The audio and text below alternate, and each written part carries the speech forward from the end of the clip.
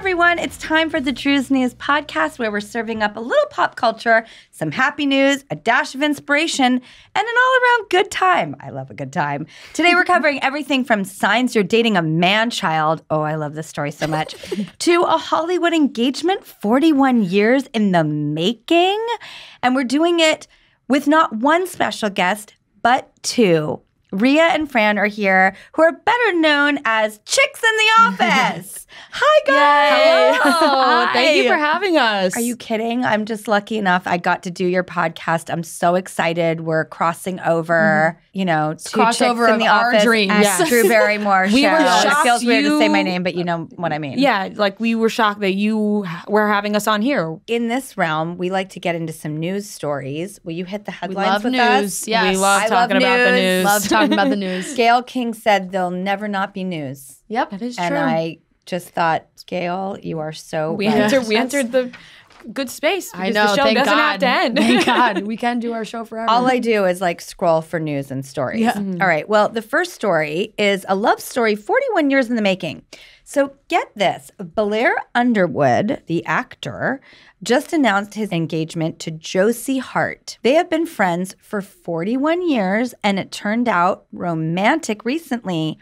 Wow. Friends for that long, 41 years, then lovers, and now engaged. Yeah. Thoughts? I love this because it reminds me of the deals that I think I definitely made with my closest guy friends. You did? You know, like when if you're we don't when you're end up with when you're somebody 18 Always, and you're yeah. like, oh, you're down and out. Maybe somebody just dumped you, and you're like, oh God, I'm single, and you feel hopeless. You're like 18, you feel hopeless. It's the silliest thing ever. But in the long run, you make that deal with your guy friend where you're like, oh, in 30 years and 40 years, if we're both single or if we're both divorced or whatever the scenario is, if we're both single at that time, we're going to get together. Yeah. I feel like that's kind of what this is. I remember making those deals when I was 15 or 16 and being like, if I'm not married by 25, because you always thought. And you always picked 25 it was like you always old. You always thought that Yes, 25 was so old. the year that you were supposed to get married. Yeah. And you always said it to the guy that was your friend who you also kind of Right, like you were really good friends. Yeah, but you were like, I'd like to end up with you. exactly. I don't want to be with you now, but I could see it in the. And then you get to 25, and you're like, wait, no, I'm young. I'm not ready. We're not getting married yet. I think unfortunately, any guy I was really good friends with, it always led to a fling, and then the fling ruined the friendship. That's my track record. I don't know if men and women can be friends. I was totally guilty of either initiating it or just going with it or, falling into that pattern. There was one time I had a friend I was very good friends with, and he initiated it. And I thought, oh, well, yeah, maybe you're right. Yeah. Like, we could have it all. And then he got weird. And I was so mad at him for ruining our friendship because our friendship was so much more meaningful than, a stupid fling. I just thought, And you hadn't even thought about it until he brought it up. of course, Yeah. I didn't. And of course, then I was also a bit heartbroken. I was like, oh no, now I really like him because we have As soon as they don't want you. we just had such a strong foundation. I thought, why not just add water and grow the miracle garden? This is perfect. Yeah. Of course, he's smarter than I am. I didn't see this coming. And then when he pulled away, when I went towards him, I just thought, this is heartbreaking. Yeah. Well, it is the classic question, which you just said. I was you kinda very thought, young, but I was so bad. Can you have A friend- male friends This that is you're when just Harry not, met Sally. that and there's look no romantic connection Blair ever. Underwood and Josie Hart, where I guess I'm desperate to talk to him. I want to be like, where were you 41 years ago? Did you guys ever make a pact? I know he was married for 30 years. Yes. So were they friends with subconscious seeds of I feel there's a lot of romantic books that have a lot of stories like this. I feel like I just Or read it's one you never recently thought like about that. it before, but then something sparked it. or you changed and again maybe in a behavior way, that person acts like who you've become, so you start to see them in a different light, thinking about a life with them rather than just a friendship. I mean, I'm desperate to hear the details. I know. Because it is a beautiful rom-com story. It was just like an Instagram caption, throwing it out there. Oh, by the way, I did this red carpet with who's now my beautiful fiance, my friend of 41 years. But then because you want to know, like, if you asked him, he'd probably have nothing but nice things to say about her now, right? But then throughout all these years, wouldn't his ex had to have been some ups and downs like, in 41 hey, years. were you thinking about this person? Or, there's a lot of questions. Was she the one the ex-wife was always worried about? Which could be a no. Like, it could be like, no, it just kind of just happened. But then it could be a yes. I feel like there's so many different ways it can go. All I know is that this story does not end here. I need to stick with it, and I kind of want to understand it because it's a very fascinating dynamic. Most of all, I'm very happy for them. I hope everyone's happy. I'm fascinated. Yes. It's incredible to have friends for 41 years. Yes. Even that's also to impressive. keep a friend the for fact 41 that they've years. been friends for 41 years. It's pretty wild. It's pretty wild. Yeah. All right, we're going to cut for a quick commercial, and then we will be right back. Okay, our next topic could be a rich debate. Jennifer Aniston recently admitted to Variety that she hates social media. She feels that the glamour of Hollywood and actual movie stars are fading as social media rises. Thoughts?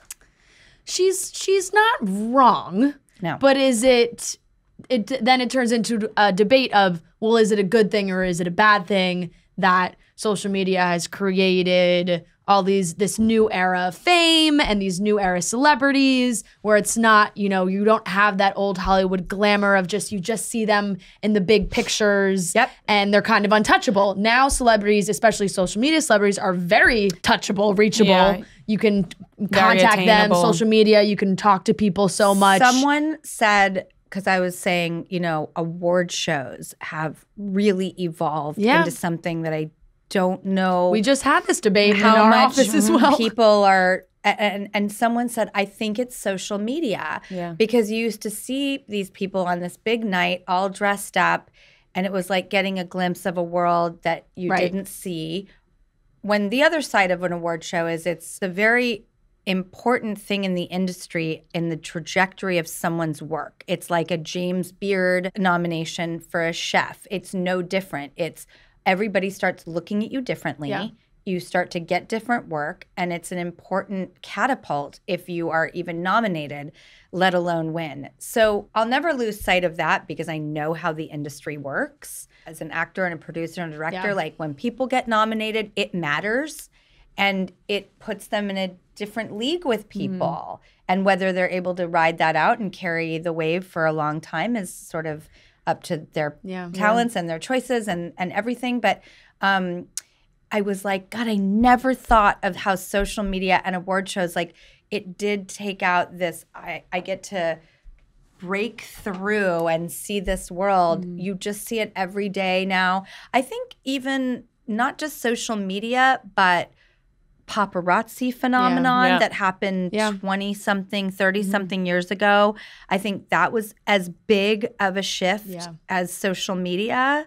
And it's so different now because and when mega glam. Right. And also the conversation about who gets to go to the award shows now, it's really opened up. Like it seems like if you're a TikToker, you get to go.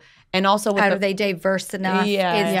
Are females, and so many different types of media are being celebrated too. It's not just like, hey, we have movies, we have TV shows.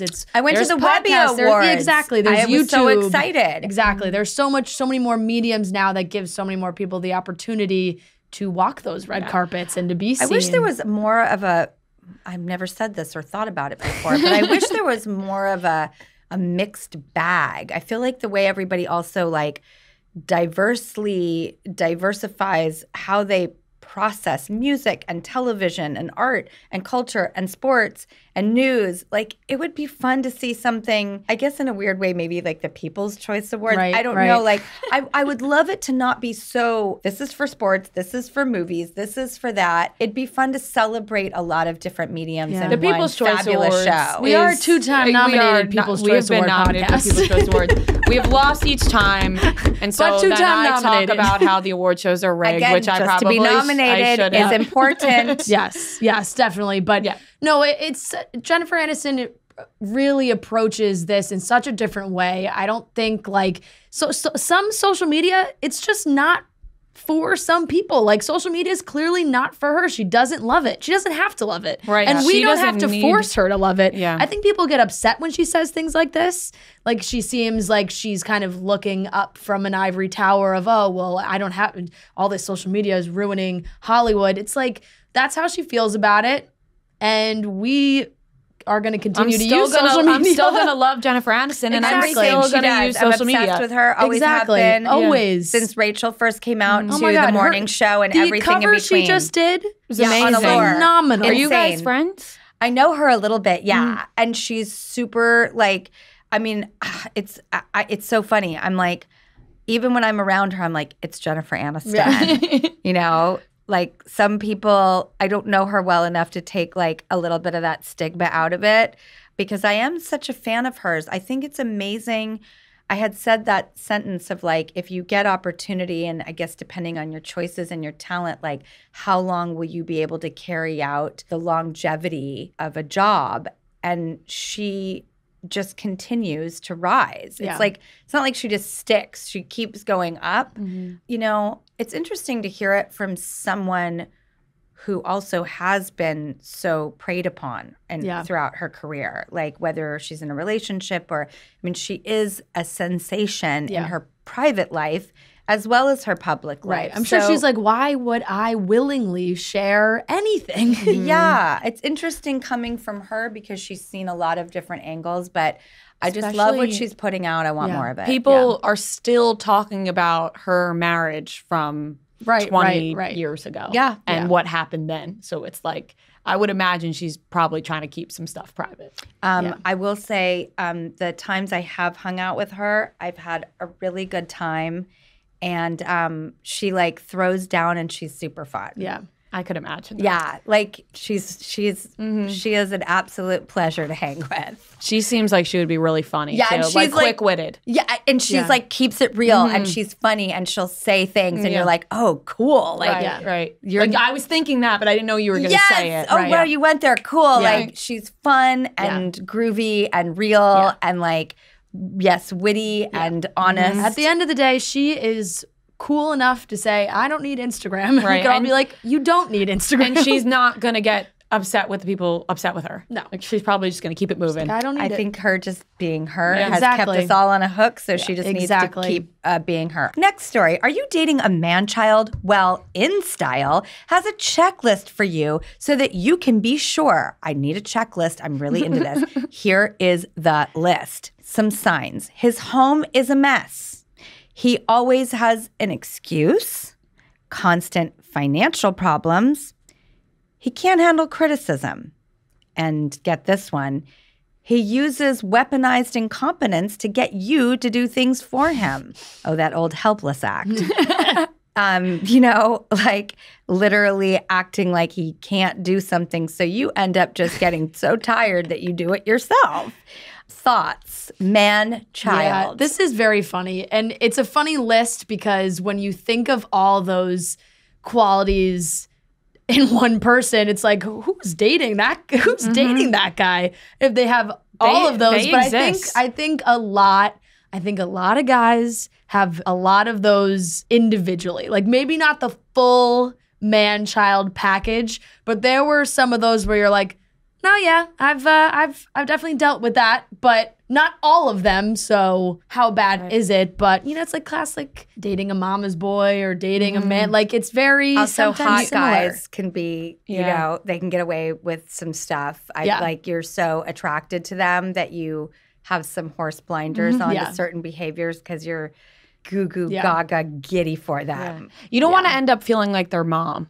Like, because then all of a sudden you don't want to have sex with them after that. Well, that is the interesting point, and you hit on it because there is research emerging that when you are dating a man-child, in air quotes, your sexual desire lowers for him. The man-child phenomenon, or perceiving a partner as dependent, describes the blurring of the roles between a partner and a child. Yeah. See? Yeah. And I think How do you know sometimes this? have very if you have a very caretaking quality about you, you get caught doing that and you don't even realize. Yeah, right? no, like, oh, I'll do cute this, I'll and do they're that. funny. Then you read that list and you go, uh-oh. Right. And sometimes they may even like have a job that's actually really exciting and enticing. Yeah. But somehow still they're kind of coddled and, you know, more immature in their personal life. So there can be some things that also you're like, I'm attracted to them. They have a great job. Like, you know, he's funny and he makes me laugh. Sweet and, too. Yeah, and then you're like, oh, he needs me. Right. Yeah. And you want to be needed.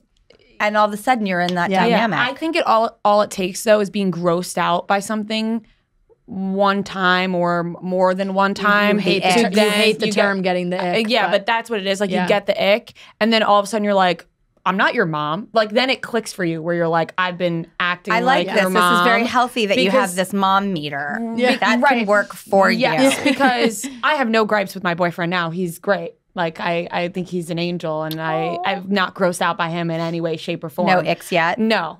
How long have you been together? I would say like we started dating in like January. Okay, great. But we live together now. Oh. So, and it's been like, we coexist very well, I would say. That's wonderful. It's lovely. I have no gripes with him. Of course, you like get into, you bicker sometimes about little things, but the Bickersons. I'm not grossed out by him by any means or his living habits. No icks yet. No. Yes. But I do feel like NIY. I do feel like it could happen.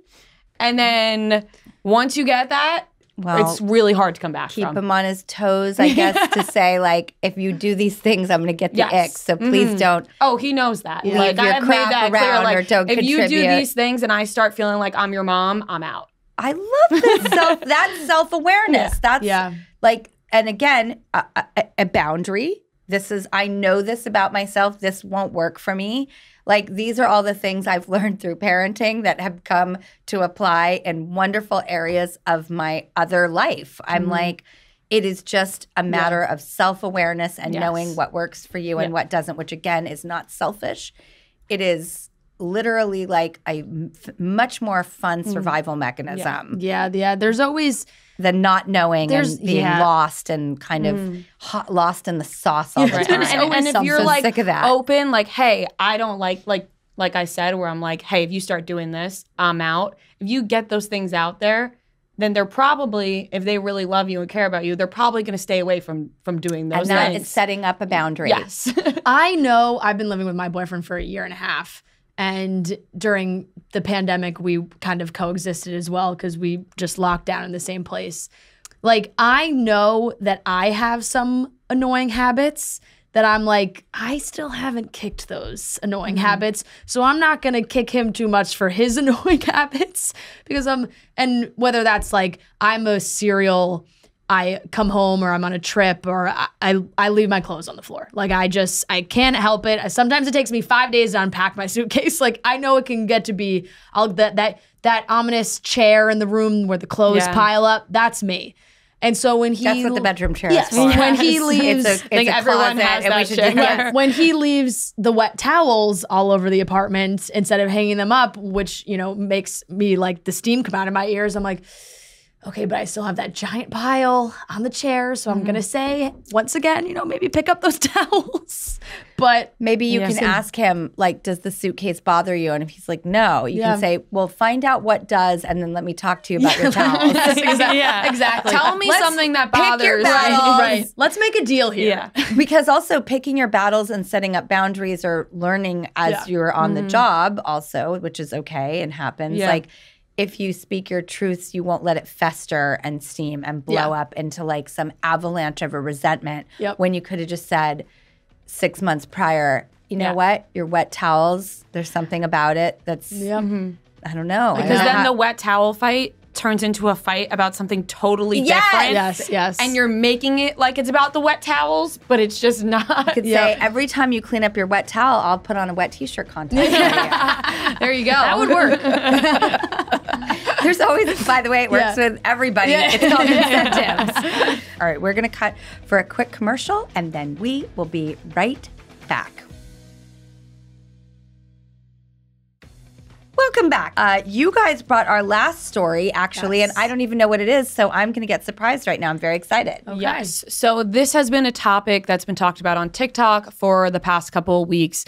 Lily Rose Depp did an interview about 2 weeks ago where she was asked about, nepotism and being a nepotism baby, and does she think it's... There's this new term, like not that it's a new term, but Nepo baby has been used everywhere. People are using it a lot more. And so she was asked how she feels about being put into that category. And she kind of compared it to just because somebody's parent was a doctor and then they become a doctor, people don't talk about it like that, So people didn't quite agree with that analogy. Right, because being an actor or a model. Because there's medical studies and school involved, or the profession is taken more seriously. Yes. But we would love your thoughts on that because, of course, you come from a long line of I do. Hollywood, they were all far dead before I was in the game. There was nobody opening a door for me. Unfortunately, I'm sure I would have. I don't know if I would have taken it or not, but I think there's a lot of children of right now, too, out in the wild. It's very, it sounds silly to say, but it's very in. Everybody really cares about these famous kids. I have met Lily Rose Depp only via Zoom. She was an early guest on this show.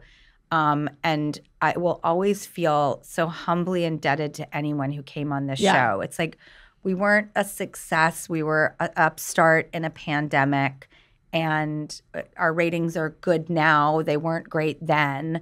And I just felt very grateful for anyone who would take the time, to come here. For me, there was no assumptions. I always felt like no one's ever going to come and be on this show, so we'll have to find other ways to make it. And so when anybody did, I felt very, very grateful.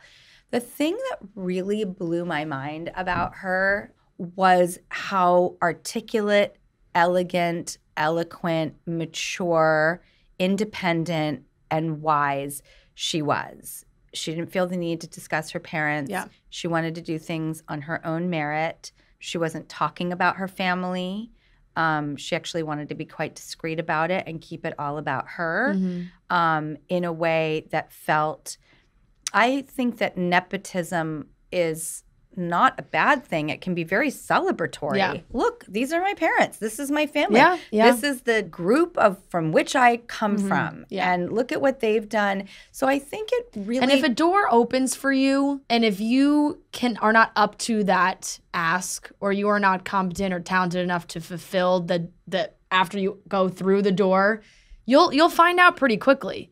And it just feels like the label's been thrown around a lot.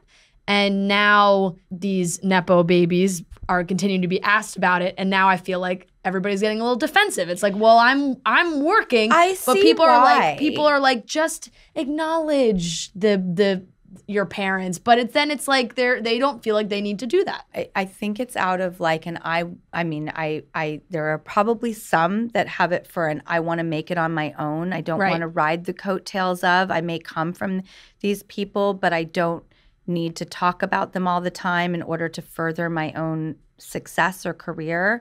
Lily Rose Depp was so incredibly discreet. Yeah. She was very open to talking about things. But I really got the impression that she was a very independent person who was proud of where she comes from, but didn't want to make that the centerpiece to her own ladder or success. She wanted to do it on her own. So whatever doors were opened, she is not bragging or utilizing. I feel like she has been also at it for a decade now.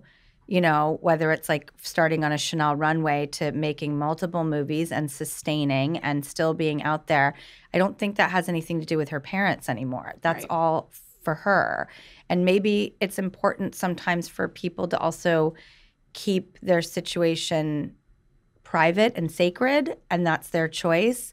If you are someone else and you take a totally different tone, you're like, this is my mom and I love her. And I'm out on red carpets with her. Look at Goldie Hawn and Kate Hudson. Right. Mm-hmm. They're the greatest love story ever. And you don't ever question that. Mm-hmm. And you're not calling her a Nepo baby. Yeah. Is it because there's longevity there? Do they embrace it publicly so it takes the stigma out of it? I think it's rather belittling and demeaning to people to remind them that they have an open door due to their family and make them feel like they're not worthy of being there. That was going to be my follow-up to you. Do you like, think that it's being asked too much to these kids who are getting these opportunities where now, like every interview they do, they're being asked about being a Nepo baby or which is using probably the term. why they start building up walls and, you know, not wanting to open themselves up to that conversation. Or again, some people are very upfront about it. Like, I love my mom and I love my dad and this is awesome. And so I think it's that person's comfort level. It's that person's journey. I would say ask yourself how you would feel if you thought that your work, having the credit be given to someone else or that you had doors open, it probably wouldn't feel great. Yeah. So maybe you might have some more self-awareness that you're starting out by putting people on the defense. And I don't know what kind of interview or conversation you think you're going to have after that, but unless you're in a gotcha state of mind, that's not what you want for your life. It's not the energy you want. Why have that kind of weird, pissy energy? Just respect who wants to absolutely be proud of who and where they come from and those who want to keep it private. I don't think it's probably that much different now than it was back in the day. We just didn't have social media and reminders, but there are lots of people who come from famous families and went on to like have careers, but we didn't experience it in this way. Social media has changed our perception of the amount of things that occur and what people have access to, and everybody feels like they have an opinion to everything. Like, I think that's where people go wrong when they talk about this. It's like, just because they had a door open for them doesn't mean that person's not talented or can't do what they're doing. It just means that maybe they got to the front of the line a little bit faster.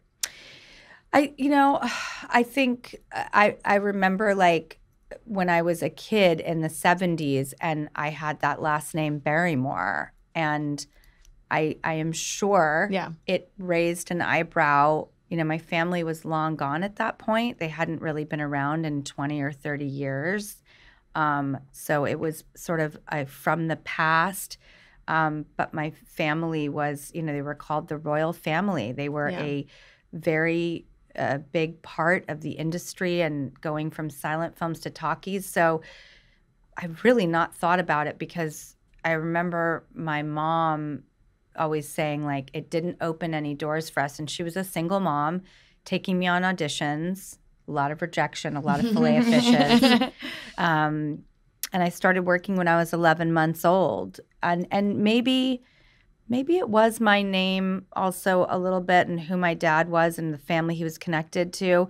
She wanted to be an actress. She was working. She was doing jobs. Maybe something about, the genetics and the alchemy gave her ideas that might not have been there otherwise or aspirations. Maybe she thought like the name could open up the door for us. Yeah. I wouldn't be surprised if she did, or maybe she felt a responsibility to carry out the legacy. Whatever it is, I'm so grateful. I wouldn't change a thing about my life. I feel a total responsibility to keep my family's name on the up and up. Yeah. I want to honor that legacy. I'm one of the last ones. We don't have that many people furthering our genetic legacy. So just imagine if somebody was making you feel inept because of who your family is. I don't care where you're from or who you are. That's not going to feel good. Yeah. And you're just going to put that person in an inferior defense mode. So I don't know what you think you're going to get out of that. Right. But having just met her once, I was swept away at what a mature, beautiful, lovely person she was. I was really taken by her. I think she has that thing, which is also something people need credit for. Wherever you come from, whoever you are, if you have that spark that's the gift. And I think she has that spark. Yeah. It's the hard work, and it's almost back to the social media conversation of those kids immediately being on social media gains a lot of following because they're like, oh, well, this is the kid of blah, blah, blah, and blah, blah, blah. Yep. And so they, without even really asking, they've got hundreds of thousands, if not millions of followers, doors open for them And just because Jennifer of that. Aniston, who doesn't want to be on social media, how many millions of people follow her? Oh, it happened in 2 seconds. Yeah, Like I mean, she I want created to her. say it's like 40. Yeah, she created her Instagram to promote her hair products, her hair products. Lola V. Lola V. And 41. And she she had 1 million followers within maybe minutes. And nobody's unfollowing her. Yeah. After what she said. They're I like, follow we're her. still gonna follow. I actually think she's lovely on social media. Yeah. I don't think she overposts. Yeah. I think she just doesn't like it. But in a weird way, it's kind of like dating apps. It's like you cannot fight City Hall. Yeah. This is the way of the world. Everybody's proceeding accordingly. So just take the stick out of your butt and just live and let live, man. Yeah. Live and let live. Definitely. I love it. I don't know if that answers your question, but it was a long-winded, winding road to just be kind and imagine if it was you, how you would feel. And it is the way and the phenomenon of the current modern world that we live in. But here we are doing a podcast. Yeah. Here we You are. made me think about it in a different way because Yes. we've been talking about it, and I think I was quick to be judgmental about it. And I'm kind of putting myself more in those shoes. And not that I fully lived that because it wasn't with fame, but there's always a little bit where people are like, oh, well, she got that because of XYZ, because of what happened or where she grew up or who she is or who her family is or whatever. Yeah, where you were working the dynamics, Lila to Z, whatever, however the alphabet goes. Who knows that? A So it's leads into definitely B. it's a fresh, good, nice way to think about it. Yeah. Also, everybody is just trying to figure out their stuff. We're all wobbly calves, works in progress, trying to figure it out. I bet most of those people aren't comfortable in their skin, and it's awkward. Yeah. I grew up in front of everyone, but I never thought about it because I thought that would lead to an unhealthy ego. But the rawness and the vulnerability I really got, but I also saw that every kid in school was going through that, and people in a small town, anywhere. Like the human experience is raw and vulnerable. So just remember that, and everyone's just trying to figure it out. Yep. And believe me, some people go out there with so much bravado that I'm like blown away. Like, wow, okay, you shot out of a cannon. Good for you. But it's just been so much fun talking to you guys. Like, thank you for doing the podcast. Thank you so much. It really has been a pleasure. Like a total imposter coming into this world because I came in late and there are plenty of podcasts. I was excited for our angle that we would have the anchor of stories. I always want to hear news. Like, I loved Bill Maher's New Rules. Yeah. Like, I don't even know. 15 years ago, I would listen to it on some Audible platform and I would giggle on the subway, and I just love anything pop culture and current and debatable or interesting news. So I was excited. That was what made me feel comfortable going into it. Like, we could share stories and opinions, but to be with you guys who really started at the beginning, and I'm really honored to do this with you guys. Well, it's awesome, and I just want to say it's very cool that you entered the podcast space and celebrate other podcasts because you 100%. definitely I'm like, could, you guys were here early. You've had people on you are that Drew we Barrymore. love. You could have so many guests, and I always to think no one's choose to coming. have some. Girls Gotta Eat. You've had on, and we love them. We love them so to have much. other podcasts, I think, is so cool, and Thank it's you. very like seeing people, like I said, in our space who we are friendly with, being like, wow, we're getting to go on Drew Barrymore's podcast. And we told this is everyone we were coming here. That's Cool. exactly how I feel about you. So thank you. And it's true. Yeah. I would like to learn and experience this with people who were early to this space and found their way with it and made it a success for other people to have that opportunity. So thank you guys. Thank you Drew. so much. Or Seriously. ladies. All right. Well, follow the Drew's News podcast wherever you get your podcasts. And if you like, you can just tell someone or share it. Maybe you're texting with someone and you could say like, oh, you have that long drive. definitely like listen to people talking, or you could say, oh, the regular news, you know, is really hard to get through and you need like a heaping scoop of ice cream on top of it. Well, then that's what we're here for. Yes. It's like listening to your friends. Yeah. And if you just want to hear something happening in the world that, you know, interests you, I guess that's an opportunity. Maybe you need to get so distracted on the treadmill so you can run that extra 10 miles and make the time fly by. Well, gosh, I really hope we can facilitate that for you. And you eat that big scoop of ice cream. I guess you're going to have to go on that treadmill. And get that hot dog. Yeah, and by the way, get that hot dog. Yes. If you want to eat a hot dog and listen to something while you're eating, and I should listen to this kind of news when I'm something eating. that's easy to digest. Yes, I give myself acid reflux. This is not good. No. So yeah, this is a great accompaniment to fatty foods. A hot dog, a corn dog. A filet of fish. Yes. Anything McDonald's. Yeah, anything comforting and delicious. Pizza.